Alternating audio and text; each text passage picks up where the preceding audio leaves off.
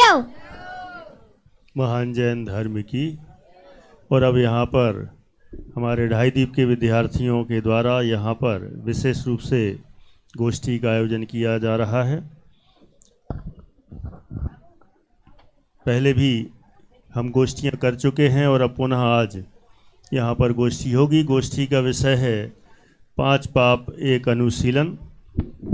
जो विद्यार्थीगण हैं वे तो यहाँ पर बैठेंगे ही, अन्य जो श्रोता बैठना चाहें बैठें, और ज़्यादा कहीं जल्दी कोई अन्य कार्य ना हो तो अवश्य बैठना चाहिए, क्योंकि छात्रों की गोष्ठी हम सुनते हैं, उनका उत्साहवर्धन भी होता है और हमें भी कुछ ना कुछ विशेष नई जानकारी मिलती है। इसलिए प्रयास करें, जैसा जिसका समय हो, जैसी अनुकूलता हो, अपना बस यहाँ पर कुछ ही क्षणों में गोष्ठी का कार्यक्रम यहाँ प्रारंभ हो रहा है।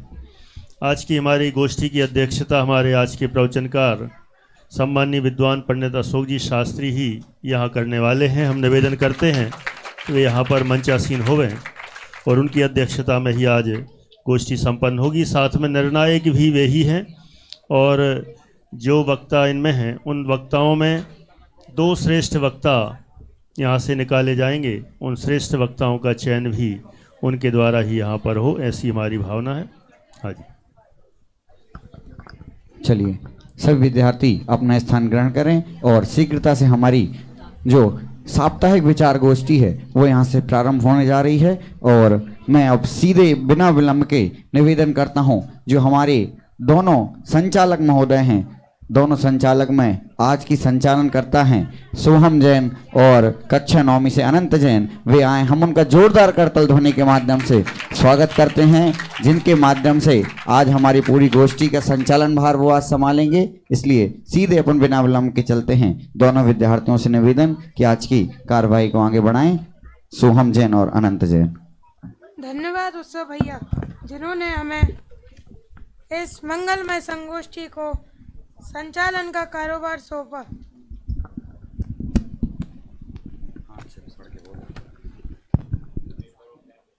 धन्यवाद उत्सव भैया, जिन्होंने हमें इस मंगलमय संगोष्ठी को संचालन का कारोबार सौंपा।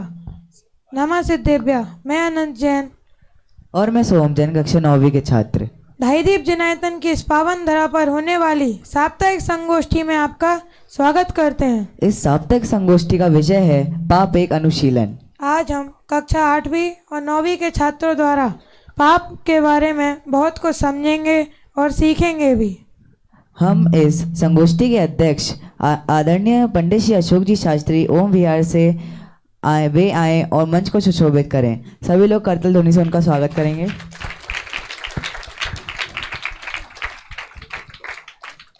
कक्षा 9वीं से एक विद्यार्थी आए और अशोक जी का स्वागत करें। श्रेष्ठ जैन।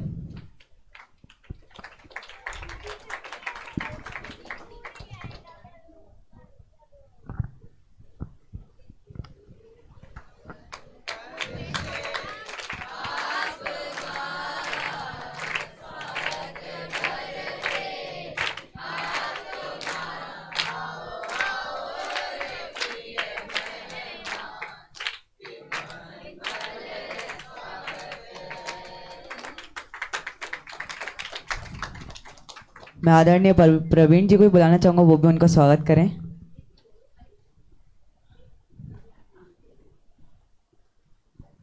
मैं आदरणीय भाई साहब को बुलाना चाहूँगा, वो भी उनका स्वागत करें। मंच पे बैठा लें।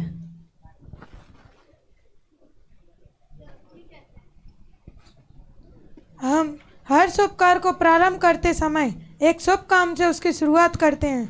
उसी प्रकार मैं इस साप्ताहिक संगोष्ठी को प्रारंभ करने से पहले मंगलाचरण के लिए बुलाना चाहूँगा कक्षा 8वीं से अरम जैन, जो कि भिंड से हैं, और उनके साथ आ रहे हैं मोक्ष जैन, जो कि कन्नौज से हैं।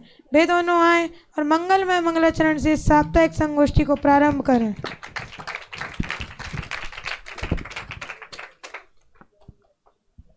ओम नमः। कार्यक्रम की मंगलमय शुरुआत के लिए मैं मोक्ष जैन, यहाँ मैं अरम जैन मंगलमय मंगलाचरण करेंगे। सभी हाथ जोड़ ले में सावधान। नमो हरिहंताणं नमो सिद्धाणं नमो आयर्याणं नमो वज्रायाणं नमो लोये सव्यसाहुणम् मंगलम भगवान वीरो मंगलम गौतम गढ़ी मंगलम कुंद कुंदाद्यो जैन धर्मो सुमंगलम सर्व मंगल मांगल्यम सर्व कल्याणकारकम प्रधानम सर्वधर्माणां जैनम जयतु शासनम जैनम जयतु शासनम जैनम जयतु शासनम नमः श्री वर्धमानाय निर्धुतकलितलात्मने सालोकानां त्रिलोकानां यद् विद्यादर्पणायते। जय जिनेन्द्र।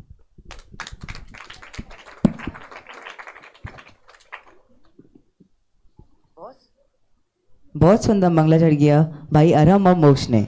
अब समय आ गया है गोष्ठी प्रारंभ करने का। मैं गोष्ठी प्रारंभ करने से पहले आप सभी को एक सूचना देना चाहता हूं कि हम आप सभी से बीच बीच में आपसे कुछ प्रश्न उत्तर भी पूछ सकते हैं। अब समय आ गया है गोष्ठी प्रारंभ करने का। मैं इस गोष्ठी की श्रृंखला में पहले वक्ता के रूप में बुलाना चाहूँगा कक्षा 8वीं से वैदिक जैन मरावड़ा। वे आए और पाप का स्वरूप एवं उसके बारे में कुछ मुख्य बिंदु बताएं।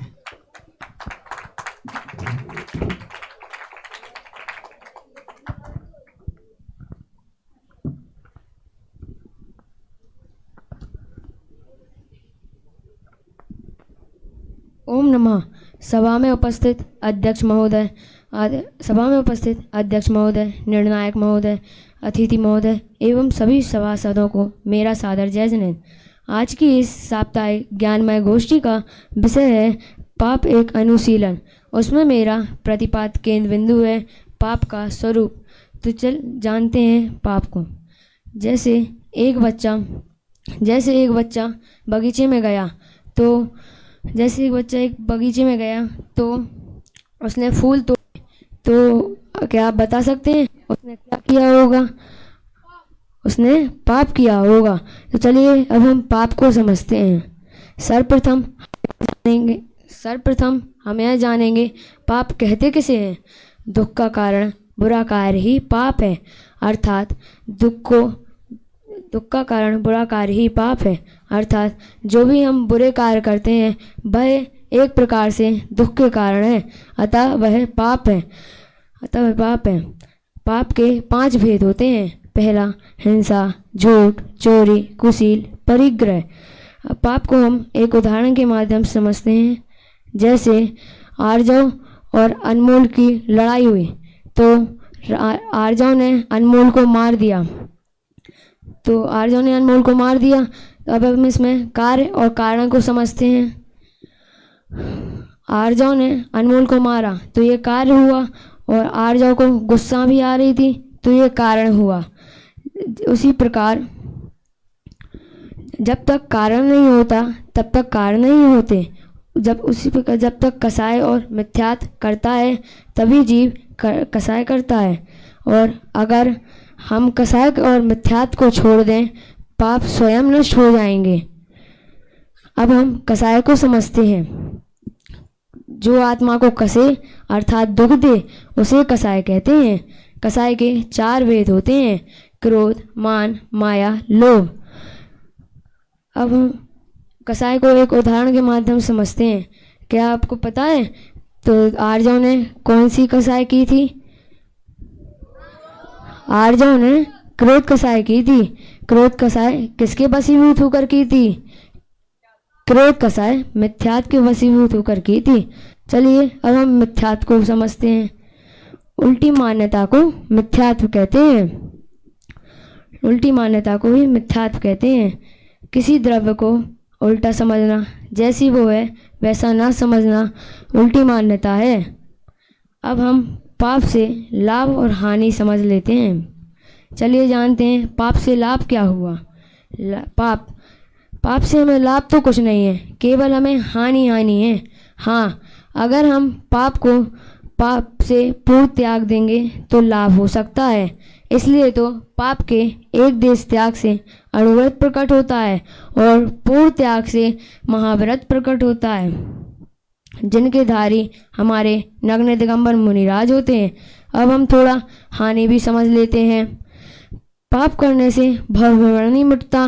पाप आत्म साधना में बाधक है। पाप से स्वपर का घात होता है। अगर हम पाप करते रहेंगे तो हम तत्व की सच्ची समझ नहीं होगी। तो चलो हमने यह जाना कि वेद प्रवेद कैसा होता है। पाप से हमें सिर्फ हानियाँ ही होती हैं। तो चलो अब हम सब मिलकर यह प्रण लेते हैं कि पापों के अणुव्रती बनेंगे तथा इसको त्याग करेंगे। मैं अपनी मंगलवाणी को नहीं विराम देता हूँ। जय जन।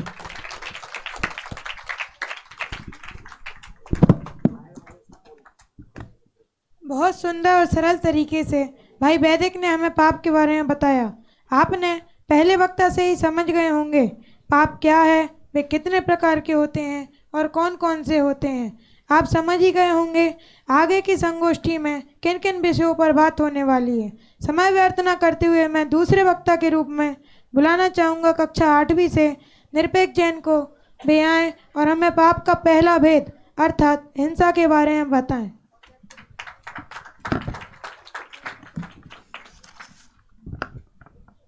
नमस्तेभ्य। सभा में उपस्थित अध्यक्ष महोदय, अतिथि महोदय, निर्णायक महोदय एवं सभी सदस्यों को मेरा सादर जय हिंद। आज की साप्ताहिक विचार गोष्ठी पाप एक अनुशीलन, जिसमें मेरा प्रतिपाद केंद्र बिंदु है हिंसा का स्वरूप। तो चलिए हम जानते हैं ये हिंसा क्या है। किसी जीव को मारना, सताना या उसका दिल दुखाना ही हिंसा है। अब आचार्य उमा स्वामी तत्वसूजी में कहते हैं कि प्रमत्त योगात् प्राणव्य परोपरम हिंसा, अर्थ प्रमाद के वश होकर प्राणों का वियोग करना ही हिंसा है। अर्थात स्वरूप में अस्थिरता, असावधानी को ही प्रमाद कहते हैं। अब आचार्य अमृतचंद जी पुरुषार्थ सिद्धि उपाय जी में कहते हैं कि अप्रादुर्भाव खलु रागादिनाम भवत् हिंसेति तेषामेवोत्पत्ति हिंसेति जिनागमस्य संक्षेपा। अर्थात राग, द्वेष, मोह आदि विकारी भावों की उत्पत्ति ही हिंसा है और उन भावों का उत्पन्न नहीं होना ही अहिंसा है। अब क्या आपको पता है कि हिंसा कितने प्रकार की होती है? हाँ, वह 2 प्रकार की ही होती हैं, भाव हिंसा और द्रव्य हिंसा। द्रव्य हिंसा किसी जीव को मारना, सताना अथवा उसका दिल दुखाना ही द्रव्य हिंसा है। भाव हिंसा किसी जीव को मारना, सताना अथवा उसका दिल दुखाना ही भाव हिंसा है। अब हम इसे एक उदाहरण के माध्यम से समझते हैं। भाव हिंसा, जैसे मोक्ष ने मुझे बर्फी दी और मेरा भाव यह हुआ, मोक्ष ने मुझे बर्फी दी और वह बर्फी अरम ने मेरे से छीन ली। मेरा भाव यह हुआ कि मैं अरम को मारूं, लेकिन मैंने उसे नहीं मारा, यही भाव हिंसा है। द्रव्य हिंसा, फूल पत्ते आदि तोड़ना, शिकार करना, चलते चलते जीवों की हिंसा करना और तो और मोबाइल में हिंसा गेम खेलना ही द्रव्य हिंसा है। अब हम हिंसा के अन्य भेद जानते हैं। अब आपको पता है वह कितने प्रकार के होते हैं? हाँ, वह 4 प्रकार के होते हैं। कौन कौन से? संकल्पी, आरंभी, उद्योगी और विरोधी। अब आपको पता है कि हम 108 बार माला क्यों फेरते हैं?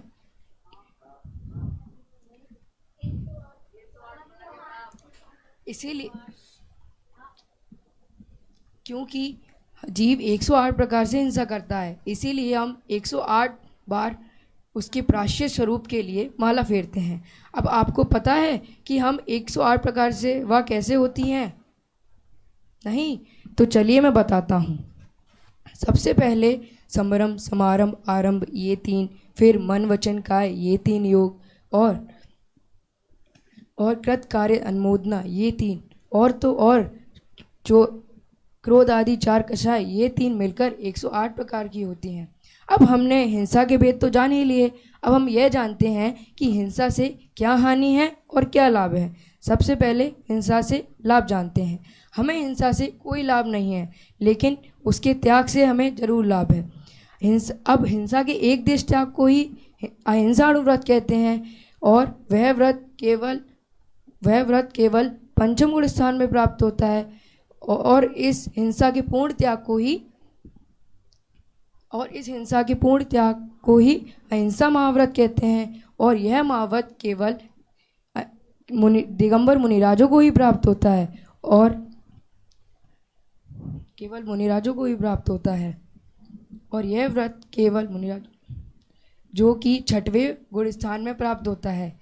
और हमें भी यह अहिंसा महाव्रत प्राप्त करना है तो हमें भी दिगंबर मुनिराज बनना आवश्यक है। अब हम हिंसा से क्या हानि है वह जानते हैं। पहली हानि, हिंसा करने से खास महापित्त, वात, कोढ़ आदि बड़े अनेक रोग उत्पन्न होते हैं। दूसरी हानि, दया के बिना भी जीव इस लोक में दीन होता है, निर्धन होता है, डरपोक होता है, अल्पायु होता है, दरिद्री होता है, तथा परलोक के भी ऐसे ही अनेक दुखों को प्राप्त होता है। तीसरी हानि, प्राणियों के घात करने से पुत्रादि तीव्र कषाय वियोग को पाता है। चौथी हानि, हिंसा करने से हमें पाप का बंध तो होता ही है, तथा इससे हमें नरकादि दोष प्राप्त होते हैं। अब हमने इस विषय से सीखा हिंसा के भेद, प्रकार, रूप, हानि आदि, और हमने इससे जाना कि हमें हिंसा नहीं करनी चाहिए और हम इसका क्षय करके मोक्ष की ओर अग्रसर हों। ऐसी मंगल भावना के साथ मैं अपने विषय को यहीं विराम देता हूँ। जय जिनेन्द्र।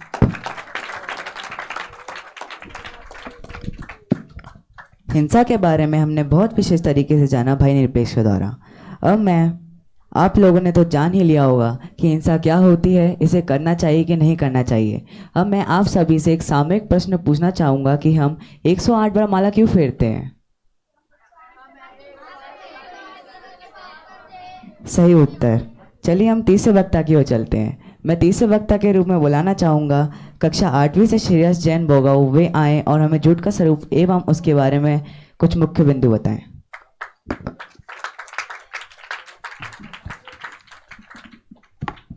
नमस्ते दिव्या। सभा में उपस्थित अध्यक्ष महोदय, निर्णायक महोदय, अतिथि महोदय एवं सभा में उपस्थित सभी सभा सदस्यों को मेरा जय जिनेन्द्र। आज की इस ज्ञान में गोष्ठी का विषय पाप एक अनुशीलन, जिसमें मेरा प्रतिपादित केंद्र बिंदु है झूठ का स्वरूप। सबसे पहले हम जानेंगे झूठ है क्या। जैसा सुना हो, जाना हो, देखा हो वैसा ना कहकर अन्यथा विपरीत कहना ही झूठ है। और तत्वासूत्र में श्री आचार्य उमा स्वामी कहते हैं असत्य द्विधान मनरथम, अर्थात असत्य बोलना अनृत्य है। और उसी ग्रंथ में लिखा हुआ है जो पदार्थ नहीं है उसका कथन करना अनृत्य है। अनृत्य माने झूठ। झूठ दो प्रकार के होते हैं, द्रव झूठ, भाव झूठ। सबसे पहले हम जानेंगे भाव झूठ किसको कहते हैं। वस्तु का यथार्थ स्वरूप ना समझकर, ना पहचान कर अपनी विपरीत मान्यता के अनुसार उसके बारे में कुछ कहना या बोलने का भाव करना ही भाव झूठ है। इसको एक उदाहरण के माध्यम से समझते हैं। जैसे मोक्ष ने थाली में जूते छोड़ दिया, अब उसको अंदर ही अंदर डर सता रहा है कि उसको कोई पकड़ लेगा, तो वो मन में सोच लेता है अगर हमसे कोई पूछेगा तो हम मना कर देंगे, तो इसी भाव को भाव झूठ कहते हैं। और अगर आसान भाषा में कहें तो झूठ बोलने का भाव करना ही भाव झूठ है। अब जानेंगे कि द्रव झूठ किसको कहते हैं। किसी पदार्थ के संबंध में उसका यथार्थ स्वरूप समझे बिना कुछ भी कहना ही द्रव झूठ है। इसको भी उदाहरण के माध्यम से समझते हैं। जैसे कि मेरा कल पेपर है, हमारा मित्र हमसे पूछता है कि तुमको कितना याद हो गया है। हम बोल देते हैं हमको तो कुछ याद नहीं हुआ। क्यों? ईर्ष्या के भाव से, ताकि वो हमसे ज़्यादा नंबर ना ले आए, ज़्यादा ऊंचे ग्रहण स्थान पे ना आ जाए आदि। तो इस सब को ही द्रव झूठ कहते हैं। इसको अगर आसान भाषा में कहें तो झूठ बोलना ही झूठ द्रव्य है। और कई ग्रंथों में झूठ को असत्य कहा गया है। क्या आपको पता है असत्य कितने प्रकार के होते हैं? हाँ, असत्य 4 प्रकार के होते हैं। पहला सत्य प्रतिषेध, दूसरा अभूत भावन, तीसरा अनलोच्य, चौथा असुनृत्य रूप। ये सब असत्य के प्रकार हैं। और तत्वासूत्र में लिखा हुआ, तत्वासूत्र के 7वें अध्याय के 5वें श्लोक में लिखा है क्रोध लोभ विरुक्त हास्य प्रत्याख्यान न्यू वीचिवाश्रम च पंच, अर्थात क्रोध प्रत्याख्यान, लोभ प्रत्याख्यान, विरोध प्रत्याख्यान एवं और हसत्य प्रत्याख्यान, अनुवीची भाषण, ये सत्य व्रत के 5 भावनाएं हैं। और अब जानेंगे कि झूठ से लाभ और झूठ से हानि क्या है। सर्वप्रथम झूठ से लाभ। झूठ से लाभ तो कुछ नहीं है, मात्र हानि है, परंतु उसके त्याग से लाभ है। झूठ के एक देश त्याग को सत्यानुव्रत कहते हैं। ये पंचम गुरु स्थान में प्राप्त होता है और इसके पूर्ण त्याग को सत्य महाव्रत कहते हैं। ये 6वें गुरु स्थान में प्राप्त होता है। और क्या पता है इस व्रत के धारी कौन होते हैं? हाँ, दिगंबर मुनिराज। अब जानेंगे कि झूठ से हानि क्या है। सर्वप्रथम झूठ वचन से यश नष्ट हो जाता है। झूठ अविश्वास का मूल कारण है। झूठ से असत्यवादी के तप और त्याग की कथा नहीं होती है, और है तो कई, अभी इतना ही। और हमने इस पूरे विषय से जाना झूठ क्या है, उसकी परिभाषा, उसके प्रकार आदि। तो हमको इस पूरे को जानकर करना है कि हमको झूठ का त्याग करना है, झूठ वचन का कभी प्रयोग नहीं करना है। और अगर हम झूठ वचन का प्रयोग करेंगे, हमें पाप का बंध होगा, जिससे हमें नरगति का बंध हो सकता है। इसी मंगल भावना के साथ मैं अपनी बात को यहीं विराम देता हूँ। जय दिनेश, धन्यवाद। झूठ को बहुत सरल और सुंदर उदाहरणों के माध्यम से समझाया भाई श्रेयस ने। हमने समझा झूठ क्या होता है, हमें झूठ बोलना चाहिए या नहीं। हमने देखा कि ग्रंथों में झूठ को असत्य भी कहा गया है। असत्य के यहाँ पर हमने 4 प्रकार भी देखे। हमने आचार्य उमा स्वामी जी द्वारा रचित तत्वासूत जी के सुंदर श्लोकों के माध्यम से भी झूठ के बारे में बहुत कुछ जाना। अगर हमें बोलना है तो सत्य बोलना चाहिए। यहाँ पर ध्यानत राय जी के द्वारा झूठ के बारे में एक छंद भी है।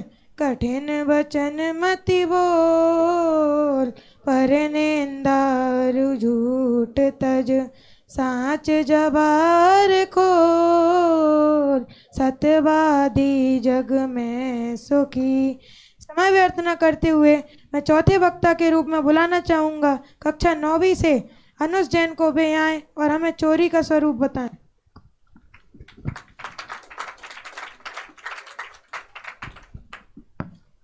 ओम नमः। सभा में उपस्थित अध्यक्ष महोदय, निर्णायक महोदय एवं सभी श्रोताओं को मेरा सादर जय जिनेन्द्र। आज की इस साप्ताहिक विचार गोष्ठी में मेरा प्रतिपाद्य केंद्र बिंदु है चोरी का स्वरूप। तो सर्वप्रथम हम समझते हैं कि चोरी है क्या। किसी की रखी हुई, पड़ी हुई, भूली हुई वस्तु को उसकी बिना आज्ञा के ग्रहण कर लेना ही चोरी कहलाती है। आचार्य उमा स्वामी जी भी तत्वार्थ सूत्र में लिखते हैं, अदत्ता दानम स्तेयम। प्रमाद के योग से दिए हुए किसी भी वस्तु का ग्रहण करना चोरी कहलाती है। आचार्य अमृत चंद्र जी भी पुरुषार्थ सिद्धि उपाय में लिखते हैं, प्रमाद के योग से दी हुई वस्तु परिग्रह आदि धन का ग्रहण करना चोरी है। चोरी के 2 प्रकार कहे हैं, पहला द्रव्य चोरी, दूसरा भाव चोरी। सर्वप्रथम हम समझते हैं द्रव्य चोरी को। बिना दिए किसी भी वस्तु को प्रमाद से उठा लेना या उसमें आसक्त होना ही द्रव्य चोरी कहलाती है, तथा पर वस्तु में साझेदारी करना ही भाव चोरी है। हमने इनको परिभाषा से तो समझा, अब हम इनको एक दृष्टांत से भी समझ लेते हैं। सर्वप्रथम हम चलते हैं द्रव्य चोरी की ओर। जैसे एक बालक है, उसके भाई का पेन उसके टेबल पर रखा था। उसने उस पेन को उठा लिया और उसने सोचा कि मुझे इस पेन को उठाने का चोरी का पाप नहीं लगेगा क्योंकि वह मेरा भाई है।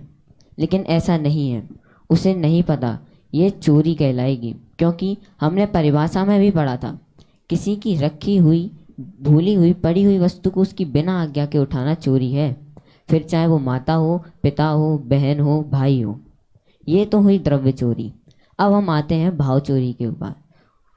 जैसे हम मॉल जाते हैं, हमें वहाँ पर तरह तरह की वस्तुएं दिखाई देती हैं, हमें उनको ग्रहण करने का भाव होता है। हमने परिभाषा में पढ़ा था कि पर वस्तु में साझेदारी करना अर्थात उनमें प्रीति भाव करना। हमने उन वस्तुओं को देखा ना, उसमें हमको प्रीति भाव हुआ कि यह वस्तु मेरी हो जाए और मैं इनका मालिक हो जाऊं। ये भाव हुआ ना, इसी को भाव चोरी कहते हैं। हमने सर्वप्रथम इनको परिभाषा से समझा, द्रव्य और भाव को भेद अपेक्षा समझा। अब हम इनसे हानि क्या है इसको समझते हैं। लोक में एक प्रसिद्ध सूक्ति है जिसमें धन को प्राण कहा है।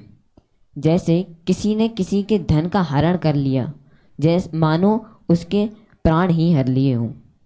वसुनंदी श्रावकाचार में वसुनंदी देव के लिखते हैं, श्लोक क्रमांक 101 में लिखते हैं कि पराय द्रव्य को हरने वाला इस लोक में और परलोक में बहुत दुख से भरे हुए कष्टों को सहन करता है और हमेशा दरिद्री ही होता है।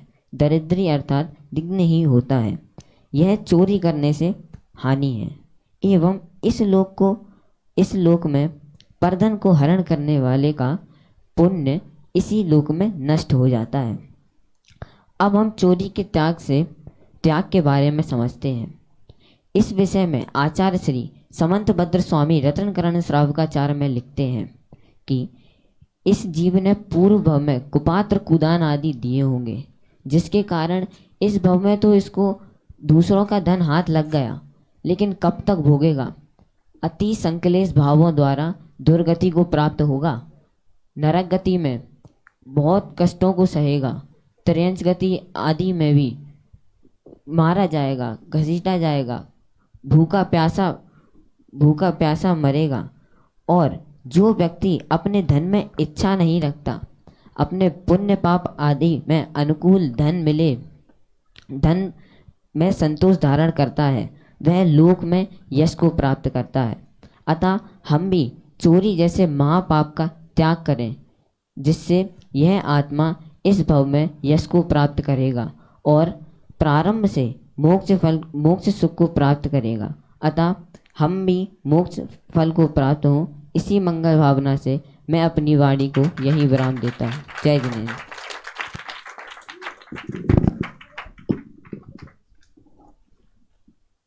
आचार्य उमा स्वामी द्वारा रचित तत्वा सूत्री के सुंदर उदाहरण और श्लोकों के माध्यम से समझाया अनुज भाई ने कि चोरी किसे कहते हैं। किसी की रखी हुई भूली हुई वस्तु को उसकी बिना आज्ञा के उठा लेना ही चोरी है।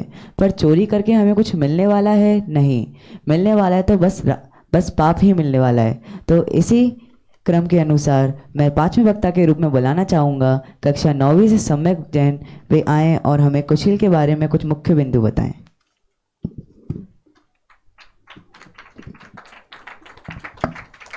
नमस्ते दिव्या। सभा में उपस्थित सम्माननीय अध्यक्ष महोदय, निर्णायक महोदय एवं सभी साधर्मी जनों को जय जिनेन्द्र। आज की साप्ताहिक ज्ञान में गोष्ठी जिसका विषय है पाप एक अनुशीलन, उसमें मेरा मुख्य विषय है कुशील का स्वरूप। तो आइए सर्वप्रथम अपन जानते हैं कुशील किसे कहते हैं और वे कितने प्रकार का होता है। अपने शील स्वभाव से विरुद्ध मन में विषय वासना होना, बुरी दृष्टि होना, वह कुशील पाप है। वो 2 प्रकार का होता है, पहला द्रव्य कुशील, दूसरा भाव कुशील। अब अपन द्रव्य कुशील को समझते हैं। कोई पुरुष अपनी विवाहित पत्नी को छोड़कर अन्य महाबहन को बुरी निगाह से देखना, कुचेष्टाएं करना अर्थात गंदी हरकत करना आदि। अब यह उदाहरण सुनकर कुछ लोग समझते हैं कि स्त्री को तो कुशील का पाप लगता ही नहीं होगा, पर ऐसा नहीं है। यह उदाहरण आचार्य ने पुरुष वर्ग के द्वारा समझाया है। अब अपन इसको स्त्री वर्ग में घटाकर समझते हैं। कोई स्त्री अपने विवाहित पति को छोड़कर अन्य पिता भाई बेटे रूप परपुरुषों को बुरी निगाह से देखे कुचेष्टाएं आदि करे, वह द्रव्य कुशील है। अब अपन भाव कुशील को समझते हैं।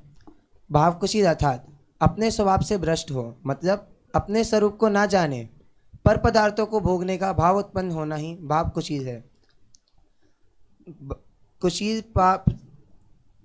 कुशील संबंधी भाव उत्पन्न ना होने पर द्रव्य कुशील संबंधी भाव उत्पन्न होने पर द्रव्य कुशील ना हो पाने पर भी कुशील पाप से कर्म बंद हो जाता है। अतः अपने में दीनता के बल पर इसे नष्ट करने का प्रयास करना चाहिए। और आचार्य उमा स्वामी 7वें अध्याय के 16वें सूत्र में कहते हैं, मेथुन मभ्रम अर्थात मैथुन को अभ्रम, इसमें जो अभ्रम शब्द है वह कुशील का पर्यायवाची है, तो मैथुन को कुशील पाप कहते हैं। मैथुन अर्थात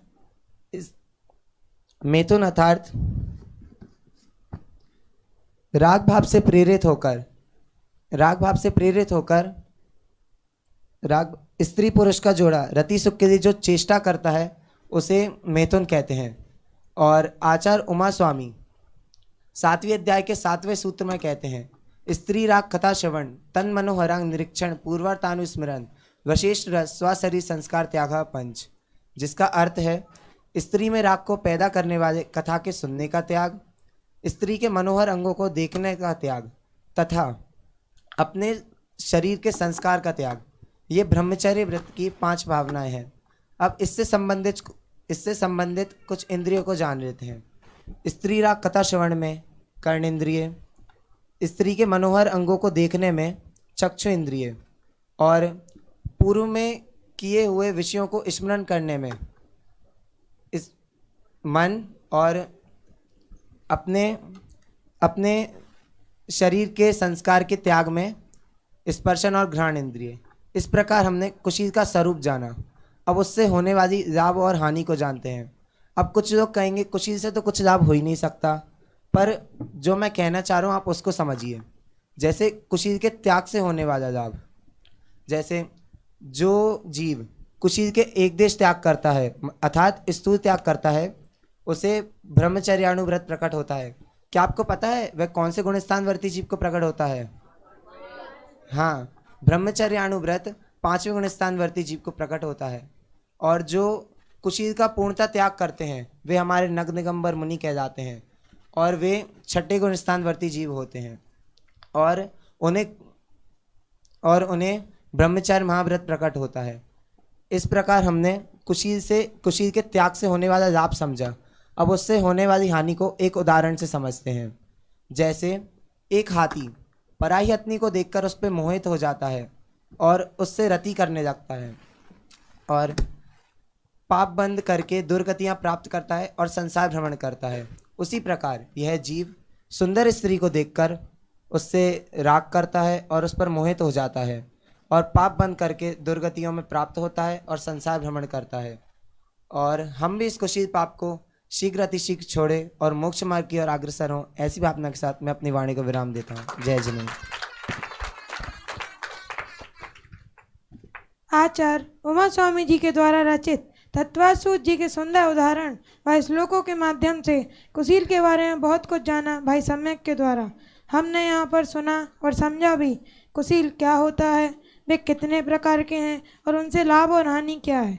ये तो आपने जान ही लिया होगा कि पुरुष और स्त्री दोनों तरफ से कुशील पाप होता है। अगर अयोगकार हुए तो लज्जित होकर उनको भविष्य में नहीं करने की प्रतिज्ञा करना चाहिए। आपको गोष्ठी में कितना आनंद आ रहा है, इसलिए हम आपसे एक सामूहिक प्रश्न पूछते हैं। ब्रह्मचर्यानुव्रत किसे कहते हैं? कोई बताना चाहेगा? ब्रह्मचर्यानुव्रत किसे कहते हैं?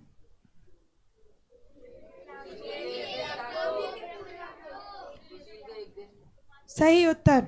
हमने यहाँ पर देखा जो कुशील का एक देश त्याग अर्थात स्थूल त्याग करता है उसे ब्रह्मचर्यानुव्रत प्रकट होता है।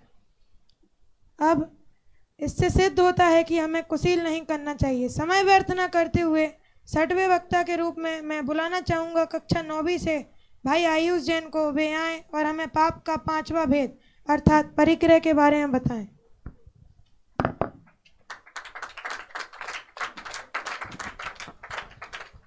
नमः सिद्धेभ्यः। 24 परिग्रह रहित 24 जिन राज, बीते राग सर्वाग जिन हित कर सर्व समाज। सभा में उपस्थित अध्यक्ष महोदय, निर्णायक महोदय, अतिथि महोदय एवं सभा के सदस्य सदों को मेरा सादर जय जिनेन्द्र। आज के इस साप्ताहिक विचार गोष्ठी में मेरा प्रतिपाद्य केंद्र बिंदु है परिग्रह का स्वरूप। तो आइए हम जानते हैं परिग्रह क्या है, वास्तव में परिग्रह किसको कहते हैं। सर्वप्रथम हम यह जानते हैं परिग्रह का अर्थ क्या होता है। परिग्रह, इसमें परि का अर्थ है सब ओर से और ग्रह का अर्थ है ग्रहण करना, संग्रह करना, ग्रहण करना, संग्रह करना, अर्थात सभी ओर से पर पदार्थों का ग्रहण करना, संग्रह करने का भाव करना परिग्रह पाप है। अब हम इसको जगत की बहुत प्रसिद्ध परिभाषा के माध्यम से जानते हैं, जो कि आप सबने पहले से पढ़ी ही होगी। अनाप शनाप रुपया पैसा आदि को जोड़ना तो परिग्रह है, पर असल में तो इनके जोड़ने का भाव करना तथा इनमें राग भाव मानना परिग्रह है। आचार्य उमा स्वामी ने तत्वासूत्र के 7वें अध्याय के 17वें छंद में कहा है, 17वें सूत्र में कहा है, मूर्छा परिग्रह अर्थात बाह्य अभ्यंतर परिग्रह के बाह्य धन धान्यादि तथा अंतरंग क्रोधादि कषायों में ये मेरे हैं ऐसा मानना परिग्रह पाप है। मतलब रुपया पैसा धन आदि को तो हम अपना मानते ही हैं, पर हमारे अंतरंग में, हमारे अंदर में जो क्रोधादि कषाय है ना, उसे भी हम अपना मानते हैं। जैसे अभी आपने मेरा गुस्सा देखा नहीं है, इस वाक्य में मैंने मेरा शब्द लगाया है ना, तो इसमें ऐसे भाव करना को मूर्छा भाव, ऐसे भाव करना मूर्छा है। राग आदि तो कर्म के उदय से होते हैं, अतः वे आत्मा का स्वभाव ना होने से हे हैं, इसलिए इनमें होने वाला संकल्प परिग्रह है, यह मेरा है, मैं इनका स्वामी हूँ। इस प्रकार का ममत्व परिणाम परिग्रह है। जैसे कोई वस्तु है, उसको जब तक हमने नहीं खरीदा तो कुछ नहीं, फिर हमने उसे खरीद लिया, ग्रहण कर लिया, तो फिर अगर फिर उस वस्तु को किसी और ने हाथ लगाया, वो गलती से वह टूट गई, फिर तो भगवान ही जानते हैं उसका क्या होता है। इस प्रकार के ममत्व परिणाम को परिग्रह कहते हैं। अब परिग्रह तो समझा दिया, अब आपके मन में जिज्ञासा उठ रही होगी ये मूर्छा क्या है, तो चलिए हम संक्षेप में समझते हैं। मूर्छा ही परिग्रह को कहते हैं। बाह्य अभ्यंतर उपाधि के रक्षण आदि के व्यापार को मूर्छा कहते हैं। सामान्य रूप से तो परिग्रह के 2 भेद होते हैं, अंतरंग परिग्रह और बहिरंग परिग्रह। अगर हम और गहराई से जाने तो परिग्रह के 24 भेद होते हैं, 14 अंतरंग के और 10 बहिरंग के। अब हम 14 अंतरंग परिग्रह के नाम जानते हैं। उनके नाम कुछ इस प्रकार हैं। मिथ्यात्व, 4 कषाय मतलब क्रोध, मान, माया, लोभ, हास्य, रति, अरति, शोक, भय, जुगुप्सा, स्त्री वेद, पुरुष वेद और नपुंसक वेद। तो हमने अंतरंग परिग्रह के नाम जान लिए। अब हम बहिरंग द्रव्य परिग्रह के नाम जानते हैं। उनके नाम क्षेत्र, वास्तु, हिरण्य, सुवर्ण, धन, धान्य, दास, दासी, कुप और भांड, यह उनके नाम हैं। अब परिग्रह रखने से हमें कोई लाभ तो है नहीं, पर इनके त्याग करने से हमें अवश्य लाभ है। परिग्रह के एक दिश त्याग को परिग्रह परमाणु व्रत कहते हैं। यह 5वें गुण स्थान में प्राप्त होता है। यह अगर हम परिग्रह के पूर्ण त्याग को परिग्रह महाव्रत कहते हैं।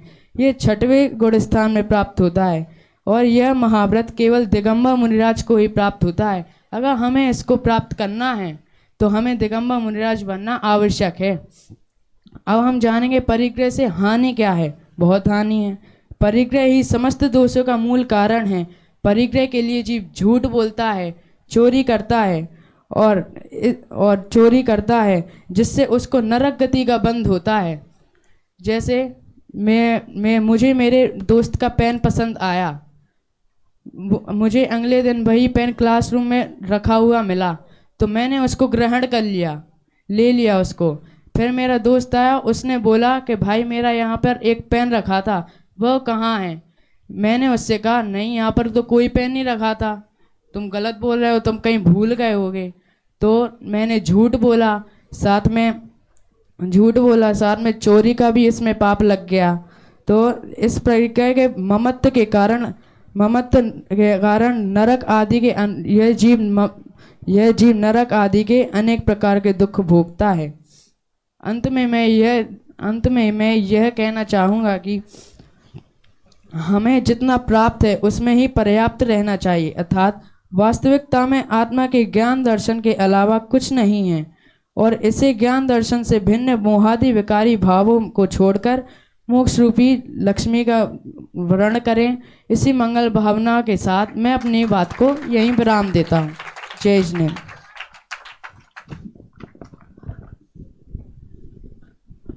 परिग्रह 24 वेद त्याग करे मुनिराज जी, तिसना भाव उछेद घटति जान घटाइए।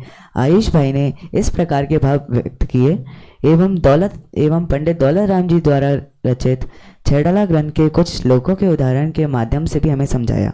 आप लोगों ने तो जान ही लिया होगा कि परिग्रह कितने प्रकार के होते हैं।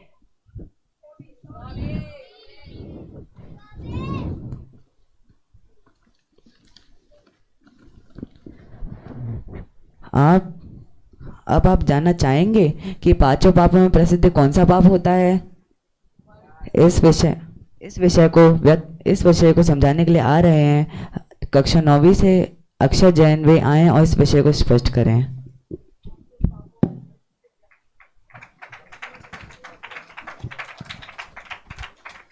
नमः सिद्धिभ्या।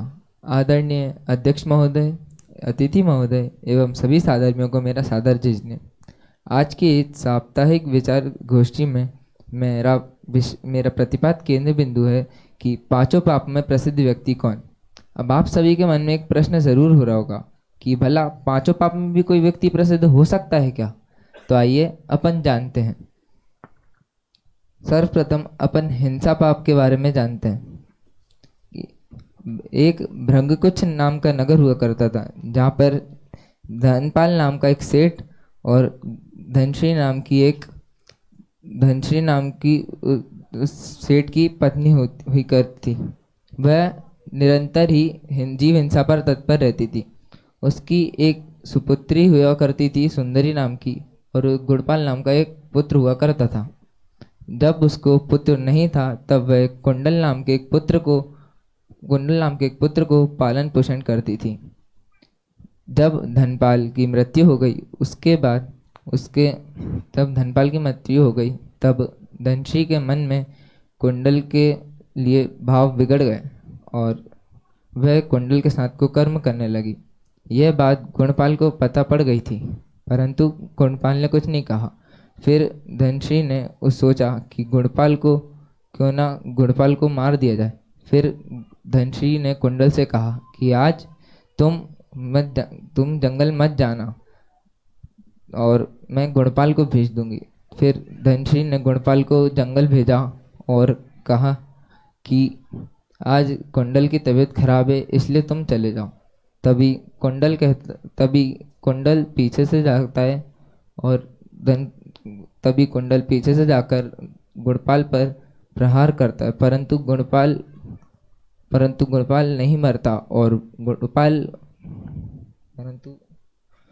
परंतु गुणपाल कुंडल को मार देता है। जब गुणपाल घर पहुंचता है तब धनश्री पूछती है कि कुंडल कहाँ है। तभी गुणपाल कहता है कि उसका जवाब तो ये तलवार ही जानती है। तभी धनश्री क्रोध के वश होकर गुणपाल को मार देती है। भाई को मरता देख सुंदरी ने कोलाहल मचा दिया और बाहर से कोतवाल को बुला दिया। कोतवाल ने धनश्री को पकड़कर राजा के सामने प्रस्तुत किया और राजा ने उसको दंडित किया और दंड भोगने के बाद वह मर गई और मरकर दुर्गति को प्राप्त हुई। इस कहानी से हमें यह सीख मिलती है कि हमें हिंसा नहीं करनी चाहिए। अब अपन दूसरी कहानी की ओर चलते हैं। दूसरी कहानी है झूठ पाप के ऊपर। एक सिंहपुर नगर में एक सेनसेन नाम के राजा हुआ करते थे, जिनकी रानी का नाम रामदत्ता था। वहाँ पर एक श्रीभूति नाम का पुरोहित हुआ करता था। वह अपने जनेऊ में कैंची बांधकर घूमता था और कहता था कि अगर मैं झूठ बोलूं तो मैं अपनी जीभ इस कैंची से काट लूँगा। ये बात सुनकर सभी लोगों ने उसका नाम सत्यघोष रख दिया। तभी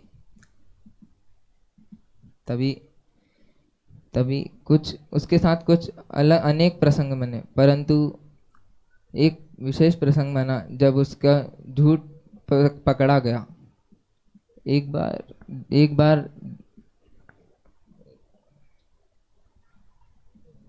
समुद्रदत्त नाम का एक व्यापारी आया था और उसने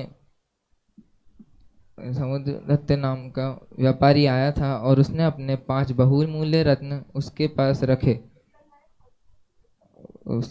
रखे और कहा कि मैं अभी व्यापार के काम से बाहर जा रहा हूँ और जब मैं वापस आऊँगा तब मैं तुमसे वे 5 बहुमूल्य रत्न ले लूँगा। जब वह वापस आया तब उसने रत्न देने से मना कर दिया। तब वह बहुत परेशान हुआ। तभी ये बात रानी को पता चली। तभी तो रानी ने राजा से बोला कि ये तो उसके साथ गलत हो रहा। तो राजा ने बोला कि तो क्या सत्य को झूठ बोल रहा है? तो तभी रानी कहती है क्यों ना उसकी परीक्षा कर लें। तभी रानी ने सत्यघोष को अपने पास बुलाया और उससे कहा कि मेरे को तभी रानी ने उसको अपने पास बुलाया और कहा कि मुझे जुआ खेलना अच्छा लगता है, तो क्या तुम मेरे साथ जुआ खेलोगे? तो मेरे साथ जुआ खेलोगे? तभी सत्यघोष बोलता है ठीक है,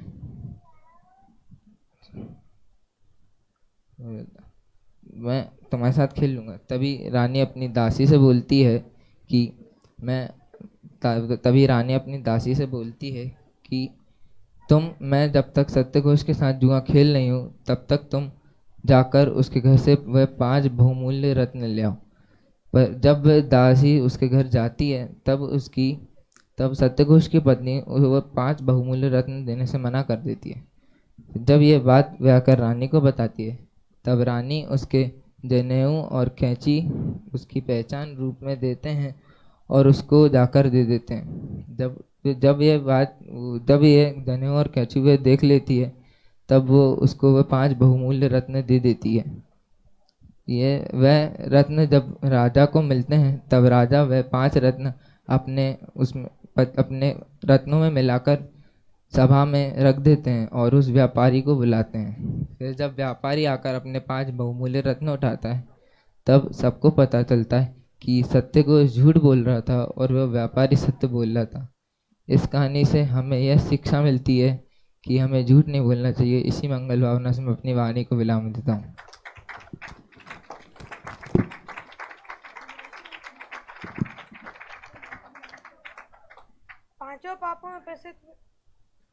पांचों पापों में प्रसिद्ध व्यक्ति कौन? आपने तो यह जान ही लिया होगा।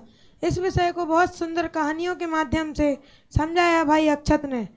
आप लोगों ने साधु वक्ताओं के माध्यम से पांचों पापों के बारे में जान ही लिया होगा। सभी वक्ताओं ने बहुत सुंदर तरीके से अपना विषय प्रस्तुत किया और सभी वक्ताओं ने बहुत मेहनत और लगन से इन विषयों को तैयार किया।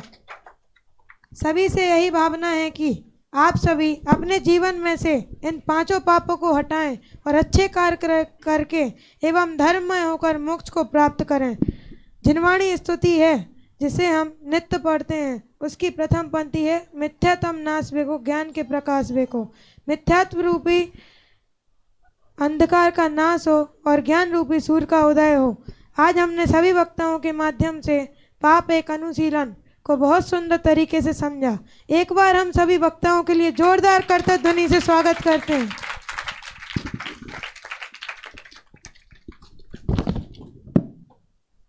यह गोष्ठी सुनने से यही सारभूत निकलता है कि एक देखिए जानिए रमी रहिए एक ठोर, समल विमल न विचारिए यही सिद्ध नहीं और।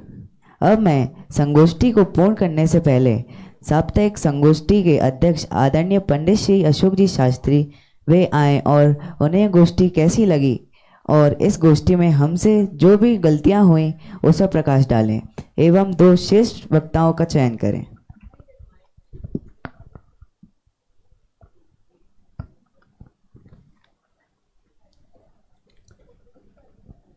ओम नमः सिद्धेभ्यः।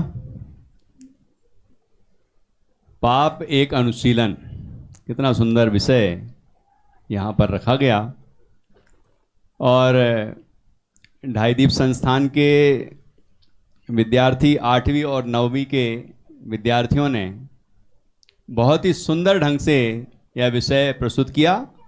मैं सोच रहा था कि सामान्य रूप से चर्चा करेंगे बच्चे, लेकिन इन्होंने तत्वार्थ सूत्र, पुरुषार्थ सिद्धि उपाय, रत्नगण सावकाचार, वसुनंदी श्रावकाचार, मतलब गजब का अध्ययन किया और बहुत अच्छे से अपनी बात रखी। गुणस्थान विवेचन का भी अध्ययन किया होगा, गुणस्थानों की बड़ी सुंदर चर्चा आई, कौन से गुणस्थान में कौन सा पाप छूटता है, हिंसा के संबंध में चर्चा आई, तो किस स्तर के बारे में ही बताया। तो इसका अर्थ ये हुआ कि ये बच्चे काफ़ी अच्छा अध्ययन कर रहे हैं, एक एक बात को अच्छे से समझ रहे हैं। और एक प्रश्न सबने जरूर किया, इससे लाभ क्या और हानि क्या। मैं सोच रहा था लाभ क्या, लाभ भी बताएंगे क्या, तो कहते लाभ तो कोई है ही नहीं, है ना, हानि हानि है, पाप से कोई लाभ तो होगा नहीं, हानि ही होगी। तो ये भी एक प्रश्न बड़ा अच्छा रहा। और ये बच्चे 8वीं 9वीं के हैं और इतने आत्मविश्वास के साथ अपनी बात रख रहे थे, ये अपने आप में बहुत बड़ी बात है। मुझे याद है कि जब मैं शायद कक्षा 3री 4थी में होऊंगा, छोटा था, तो वहाँ पर एक भजन प्रतियोगिता हुई मंदिर में, और मेरे पिताजी पंडित जी हैं, विद्वान हैं, तो मैंने बोला कि मैं भी भजन बोलूँगा, और भजन बोलने का नंबर मेरा आया तो मैंने राजा राणा छत्रपति 12 भावना सुना दी, मुझे तो वही आती थी। तो बहुत सारे बड़े बड़े जो लड़के थे उनने खूब हंसी उड़ाई, बाद में बाहर जाने के बाद भी हंसी उड़ाई, है राजा राणा छत्रपति सुनाने लगा, भजन तो सुनाया नहीं।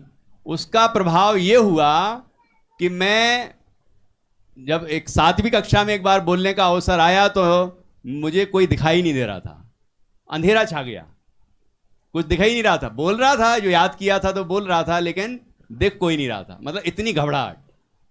11वीं कक्षा में जब उपाध्याय कनिष्ठ में जब पहुंचा तो वहां मैं अपना परिचय देना था, पहले नंबर परिचय देते हैं ना, परिचय वाला सम्मेलन होता है, तो अपने पर्ची पर पूरा परिचय लिख के ले गया था, और जब मेरा नाम तो बोल दिया लेकिन बाकी मैं भूल गया, तो पर्ची देख के पढ़ा मैंने, मतलब ऐसी घबराहट।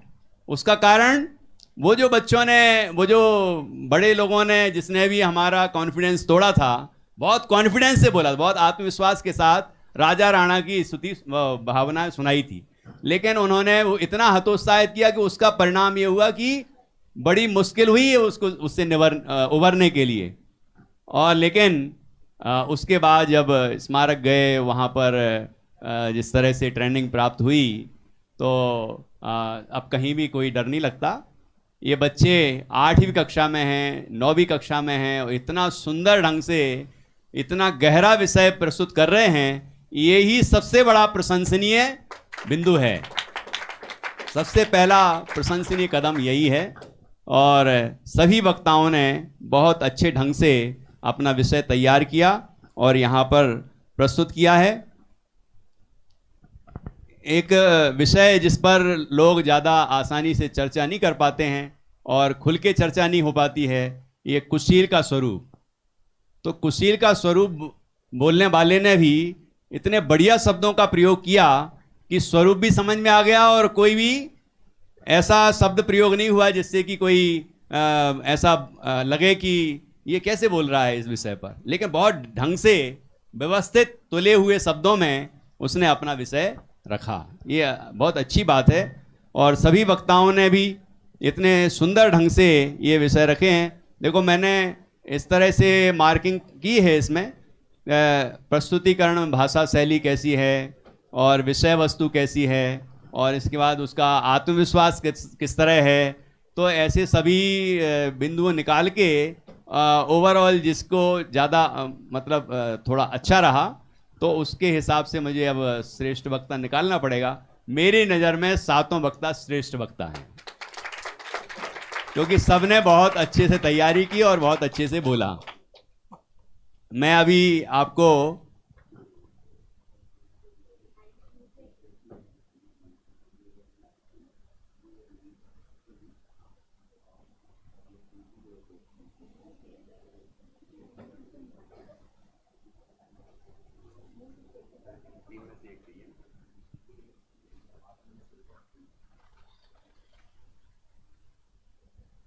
एक नया गणित और आ गया अब, और थोड़ा सा मुश्किल हो गया। वैसे मैं अपने आप को निर्णायक बनने के अयोग्य समझता हूँ, तो मुझे निर्णय करने में बड़ी तकलीफ होती है, क्योंकि जब बच्चे इतना बढ़िया बोलते हैं तो ऐसा लगता है कि इसको पहला नंबर दूं, इसको श्रेष्ठ वक्ता मानूं कि इसको मानूं कि इसको मानूं। जिसको सुनता जाता हूं ऐसा लगता है इसको ही दे, इसको ही, मतलब कोई बात किसी में अच्छी है, कोई बात किसी में कमजोर है। सब थोड़ी बहुत तो कोई हो सकता है बोलते बोलते अटक गया हो, कोई ने थोड़ा देख के बोल दिया हो, है ना, और कोई ऐसा है कि जिसने बढ़िया तरीके से तैयार किया और बढ़िया तरीके से बोल दिया। विषय तो सबने ही अच्छा बोला है, सबने अच्छी तैयारी की है। अब विषय वस्तु के बाद दूसरा क्रम आता है, उसको विषय को कैसे प्रस्तुत किया गया है, और विषय जब प्रस्तुत किया तो आपका आत्मविश्वास कैसा है, कॉन्फिडेंस। मतलब कभी कभी अटक भी जाते हैं तो बच्चे घबरा जाते हैं, लेकिन जो बच्चे घबराते नहीं हैं और फिर अपने बात को आगे कायम रखते हैं तो वो इसका मतलब आत्मविश्वास अच्छा है। तो ऐसे में अभी आपके सामने अब एक निर्णय ऐसा देना पड़ेगा कि 8th का 1 और 9th का 1। तो अब मेरा जो मैंने कैलकुलेशन किया था थोड़ा सा बिगड़ गया है, अब मुझे फिर से देखना पड़ेगा। तो मैंने तब तक मैं अपनी एक कविता सुनाता हूँ आपको पाप के ऊपर। गीत कुसुम यहाँ उपलब्ध होगी आपकी लाइब्रेरी में, उसमें एक कविता लिखी है पाप के ऊपर। हिंसा झूठ चोरी कुशील परिग्रह, हिंसा झूठ चोरी कुशील परिग्रह, 5 पाप जानो ये दुर्गति के ग्रह। दुख का जो कारण बुरा कार्य वह, पाप उसे जानो जिन वचन रहे कर। पाप भाव करके संसार दुख न सह, पाप भाव करके संसार दुख न सह, पाप सभी त्यागो सुख धर्म से तुल, पाप सभी त्यागो सुख धर्म से तुल। आखिरी वक्ता ने 5 पापों में जो प्रसिद्ध हैं उनका बड़ा सुंदर उल्लेख किया और कहानियाँ सुनाने की कोशिश की। कहानियाँ जब अपन सुनाते हैं ना, थोड़ी और संक्षिप्त करना चाहिए, क्योंकि समय सबको बराबर मिलेगा। मान लो 5 मिनट मिला है, तो अब अपन के पास विषय बहुत सारा है। 5 मिनट में आपको 5 कहानियाँ सुनानी है, तो अब एक कहानी 5 मिनट में होगी, तो क्या करोगे? क्या 20 मिनट लोगे, 25 मिनट लोगे? नहीं। तो अब अपन को नाम लेके और उनकी संक्षिप्त कहानी सुनाना चाहिए, है ना, और उसकी सीख देना चाहिए। ऐसा करेंगे तो 1-1 मिनट में, यदि 1-1 करेंगे तो ऐसे 5 मिनट में आपका विषय हो सकता है। तो आगे और प्रयास कर सकते हैं। मैंने भी एक लिखी थी इसके ऊपर, पूरी नहीं सुनाऊंगा, 2-3 लाइनें सुना देता हूं। पाप सब त्यागो रे भाई, पाप सब त्यागो रे भाई, पाप भाव का फल सुनकर तो पाप तजो भाई, पाप सब त्यागो रे भाई, पाप सब त्यागो रे भाई। हिंसा से धन श्री ने देखो घोर महादुख पाए, हिंसा से धन श्री ने देखो घोर महादुख पाए। हिंसा त्यागो रे भाई, हिंसा त्यागो रे भाई, पाप सब त्यागो रे भाई, पाप सब त्यागो रे भाई। ऐसे झूठ, फिर चोरी, फिर कुशील, परिग्रह, इन 5 पापों का पूरा नाम उल्लेख करके शिक्षा दी। सुना दूं? झूठ बोलकर सत्य घोषने बहुत पाप उपजाए, झूठ बोलकर सत्य घोषने बहुत पाप उपजाए। झूठ बच त्यागो रे भाई, झूठ बच त्यागो रे भाई। कपट वेश तापस ने भी, कपट वेश धर तापस ने भी चोरी कर दुख पाए। कपट वेश तापस ने भी नहीं, कपट वेश धर तापस ने भी चोरी कर दुख पाए। चोरी त्यागो रे भाई, ओ चोरी त्यागो रे भाई। पाप भाव का फल सुनकर तो पाप तजो भाई। पाप सब त्यागो रे भाई, पाप सब त्यागो रे भाई। कोतवाल ने शील भ्रष्ट हो, कोतवाल ने शील भ्रष्ट हो, अपयस कष्ट ही पाए। कोतवाल ने शील भ्रष्ट हो, अपयस कष्ट ही पाए। कुशील त्यागो रे भाई, कुशील त्यागो रे भाई। पाप सब त्यागो रे भाई, पाप सब त्यागो रे भाई। लुब्ध दत्त ने दुर्गति पाई, लुब्ध दत्त ने दुर्गति पाई, परिग्रह में मन लाए। लुब्ध दत्त ने दुर्गति पाई, परिग्रह में मन लाए। परिग्रह त्यागो रे भाई, परिग्रह त्यागो रे भाई। पाप सब त्यागो रे भाई, पाप सब त्यागो रे भाई। पाप त्याग कर धर्म धरे जो स्वर्ग मोक्ष सुख पाए। पाप त्याग कर धर्म धरे जो स्वर्ग मोक्ष सुख पाए। पाप सब त्यागो रे भाई, पाप सब त्यागो रे भाई। पाप भाव का फल सुन कर तो पाप तजो भाई। पाप सब त्यागो रे भाई, पाप सब त्यागो रे भाई। पाप सब त्यागो रे भाई।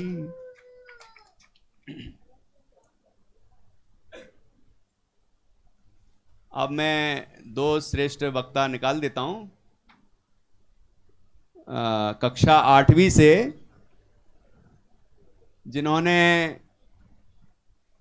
हालांकि वो मुझे लगता है कि इन पुरस्कारों से निरपेक्ष होंगे, लेकिन उन्होंने बहुत अच्छा अपना विषय प्रस्तुत किया, हिंसा का स्वरूप बताया था और सभी आंकड़ों में बहुत अच्छे रहे। निरपेक्ष जैन,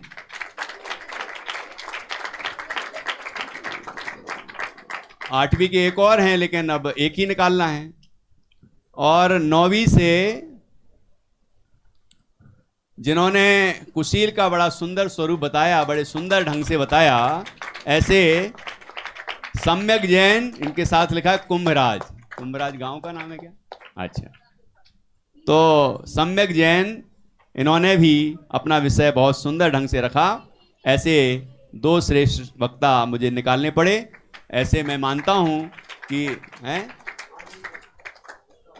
8वीं का एक और नाम है मेरे पास। अच्छा, सांत्वना कर देते हैं। श्रेयस हैं, हाँ, श्रेयस जैन, झूठ का स्वरूप इन्होंने बहुत सुंदर ढंग से प्रस्तुत किया। तो ऐसे दो 8वीं के हो गए, एक 8वीं का, एक 9वीं का और एक सांत्वना। इस तरह से ये 3 वक्ता विशेष रहे और बाकी बच्चे भी बहुत अच्छे रहे, अच्छा प्रस्तुत किया विषय। थोड़ी बहुत आधा नंबर का मैंने मार्किंग की है, वो मैं मार्किंग आपको देने वाला नहीं हूँ। तो आधा नंबर से मुझे बहुत मेहनत करनी पड़ी और छांटना पड़ा कि कौन ज़्यादा अच्छा बोला है। तो इसलिए बाकी बच्चे भी ये ना सोचें कि उनने कोई कमज़ोर बोला है, वो भी आगे। और अभी तो आपके 8वीं में हैं, कोई 9वीं में हैं, अभी 10वीं भी आएगी, तो आप निश्चित रूप से और अच्छा करेंगे। फिर आगे आपका भाग्य होगा तो यहीं 11वीं और 12वीं और आगे कॉलेज की पढ़ाई भी हो जाए। तो हैं, अच्छा, 9वीं वाले भी 8वीं से जस्ट ही तो 9वीं में आए, मतलब अच्छा, गोष्ठी पहली है उनकी, पहली बारी हो रही है। अच्छा, तो इसका मतलब तो सभी एक तरह से समान हो गए। हाँ, ज्ञान में 1 साल ज़्यादा हो गए वो पिछले साल ही पढ़ा। बहुत अच्छा, आप सबने बहुत अच्छी तैयारी की और आपके अध्यापकों ने भी निश्चित रूप से बहुत अच्छी तैयारी करवाई है, क्योंकि अध्यापकों ने तैयारी करवाई होगी तभी तो आप इतने ग्रंथों से विषय ला पाए हैं। लेकिन तैयारी तो आपने की, तो आपके अध्यापकों को भी साधुवाद, और प्राचार्य महोदय ने ये बढ़िया सुंदर गोष्ठी करवाई है, तो निश्चित रूप से वो भी साधुवाद के पात्र हैं। और हाँ, ये तो नाम रह गया। संचालक महोदयों ने शुरुआत में जरा थोड़ा सा कुछ हुआ था, वो बताऊंगा नहीं। तो संचालक महोदयों ने, अनंत जैन और सोहम जैन ने बहुत सुंदर संचालन किया, और अरहम जैन और मोक्ष जैन ने मंगलाचरण बहुत सुंदर ढंग से किया। और देखो, संभावनाएं अभी बहुत हैं, मतलब आप और मेहनत करते रहिए, है ना। ये शुरुआत है, वैसे ही आपने कह दिया ये गोष्ठी की शुरुआत है, तो ये शुरुआत है, और शुरुआत में इतना बढ़िया है ना। Well begun is half done. तो निश्चित रूप से आपने जो शुरुआत अच्छी की है, तो आप तो अच्छा करेंगे ही, दूसरे जो बच्चे सुन रहे हैं उनका भी नंबर आने वाला है, तो वो भी और अच्छी तैयारी करेंगे। और हमारा सिद्धम भी तैयार हो रहा है अब आगे चल के, तो वो भी आगे और अच्छा करेगा। तो सभी बच्चों ने बढ़िया अच्छा काम किया है, अच्छी तैयारी की, और अच्छी करिए, और अच्छा विषय प्रस्तुत करिए, और ये विषय हृदयंगम करें, और अपने जीवन में इसको उतारना जरूरी है, और हम पाप से मुक्त हों और मोक्ष मार्ग में लग के परम आनंद रूप मोक्ष को पाएं, यही मेरी मंगल भावना है। आपने मुझे यहाँ ये गोष्ठी सुनने का अवसर दिया, इसके लिए आपको धन्यवाद। क्योंकि अध्यक्ष बनाने के बाद मुझे नींद नहीं आती कभी, मैं बड़े ध्यान से सुनता हूँ एक एक चीज़। तो ये अवसर दिया, मतलब मैंने एक एक बच्चे को सुना और मुझे बहुत आनंद आया। तो ये एक आपके लिए ये अच्छी बात है कि आपने मुझे ऐसा अवसर दिया, इसके लिए मैं आपका आभार प्रकट करता हूँ। धन्यवाद। और इस तरह गोष्ठी पूर्ण होती है अपनी। जय जिनेंद्र।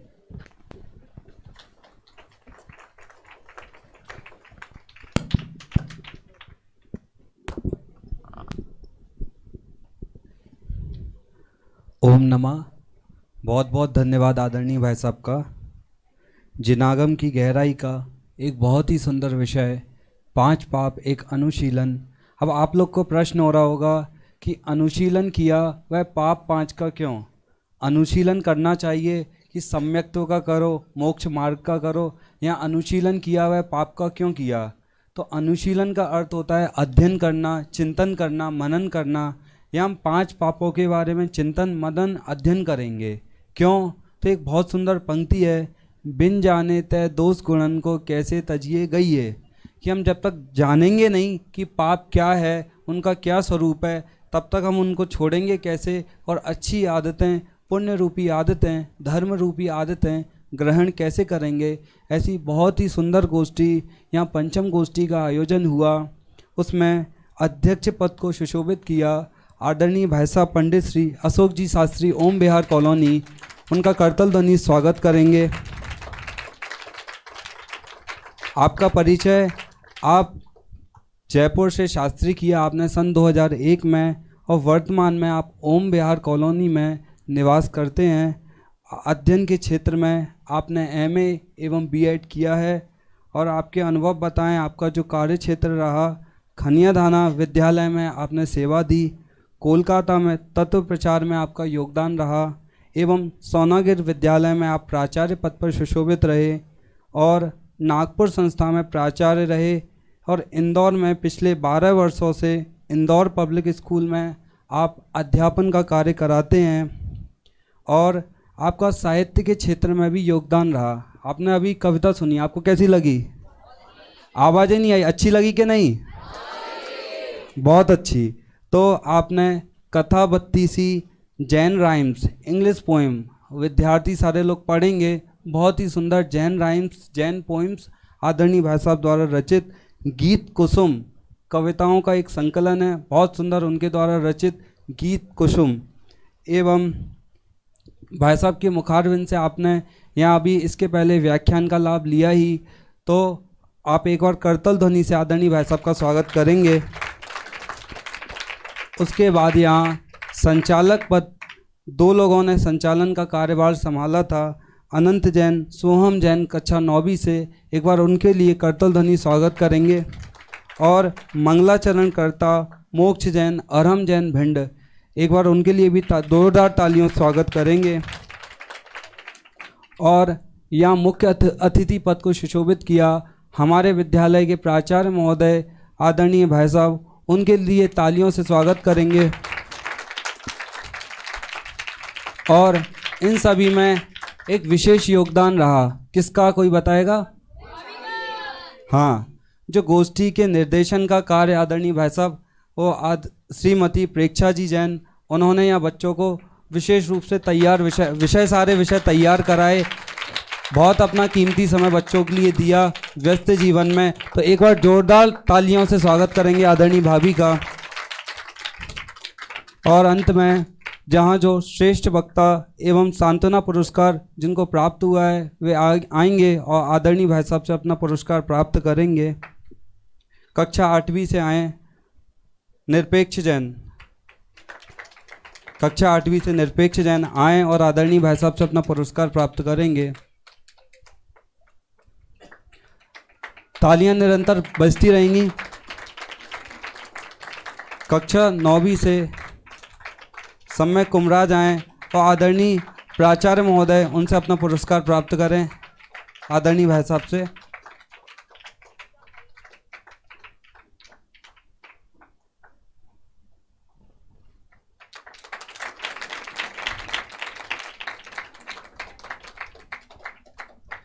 और सांत्वना पुरस्कार के लिए आमंत्रित करूंगा श्रेयस जैन आएँ और अपना पुरस्कार प्राप्त करें। कक्षा 8वीं से श्रेयस जैन।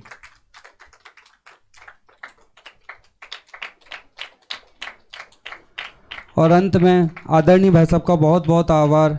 उनके निर्देशन में यह गोष्ठी सानंद संपन्न हुई।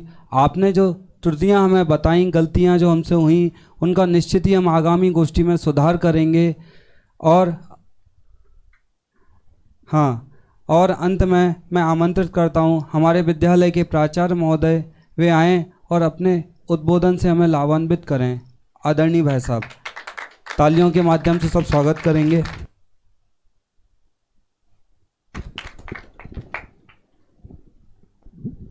नमस्ते देव्या, बस 2 मिनट में ही सारी बात हो चुकी है। सभी विद्यार्थियों ने बहुत अच्छा प्रयास किया है, इसलिए सभी विद्यार्थियों को जिन्होंने वक्ता बने से यहाँ पर अपने विषय को प्रस्तुत किया उनको बहुत बहुत धन्यवाद और बधाई। साथ ही हमारे जो संचालक, दोनों संचालकों को, वैसे कई बार यहाँ जब पहली बार मंच पर आते हैं अच्छे अच्छे लोगों की स्लिप ऑफ टंग हो जाती है, यहाँ पर भी हुई, लेकिन सीखना ज़रूरी है और सबके ज्ञान में आए इसके लिए बता रहा हूँ।